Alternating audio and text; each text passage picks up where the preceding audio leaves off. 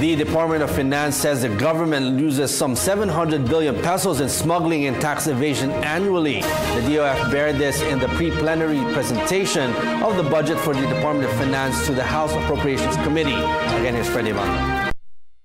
Smuggling and tax evasion continue to undermine government revenue collections. In the pre-plenary debate of the budget for the Department of Finance to the House Appropriations Committee, Undersecretary Jeremiah Paul bared 300 billion pesos is lost to smuggling, 400 billion pesos in taxes due to evasion, tax incentives and holidays, and other policy decisions to attract more investments, local and foreign. It totals 700 billion pesos. An amount sufficient to cover the yearly budget deficit. Customs Commissioner Albert Lina bared customs collections has improved since he took over in May, and measures are in play to curb smuggling. I'd like to emphasize also that this gap is administrative but also policy gaps. Policy gaps means we're giving tax incentives, we're giving kasi some are given income tax holiday, some are kasama na po yan dyan. Yung sa customs, yung 300 billion nyo po, sa smuggling talaga yon. Tama po? These are estimates of the smuggling, and essentially due to underdeclaration or trade mispricing. Opo. Ang sa BIR naman po, ang inyong is 400 billion. Tama po, average per year. Or is it lower now in terms of monetary value? About 400 billion roughly. About 400 billion. Okay, thank you po. Yeah, kasi 1% is 100 billion. Commissioner Lina, meron palang ganung ang DOF. So if conscious sana ang BOC officials natin to reduce smuggling, the first basic thing is alamin kung ano ang nawawala sa smuggling, hindi po ba? So, ang sinasabi niyo po ang effort ng inyong commissioner, ang buong BOC to take care of what you call smuggling in this country. Kaya po yung aming proseso, ginagampanan po namin yung pag-combat ng smuggling, Your Honor.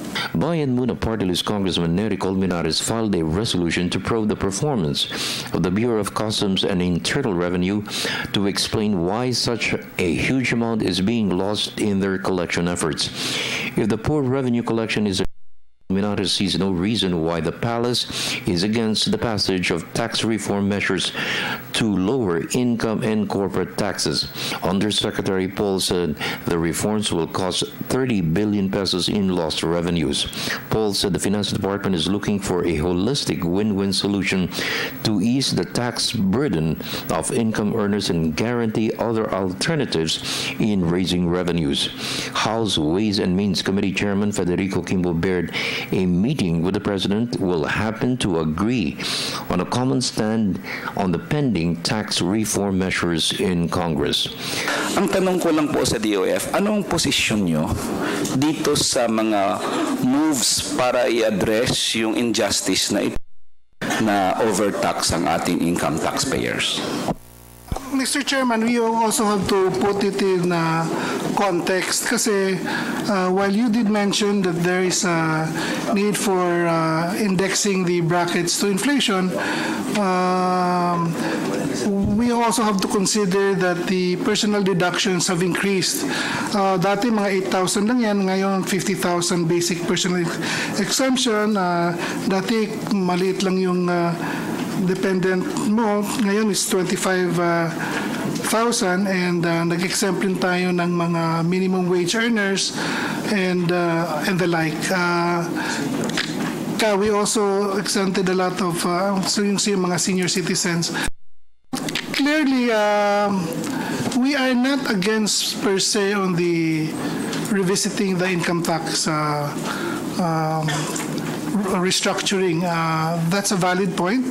You support the move to reform, rationalize. Our principle essentially has been articulated by Secretary Purisima.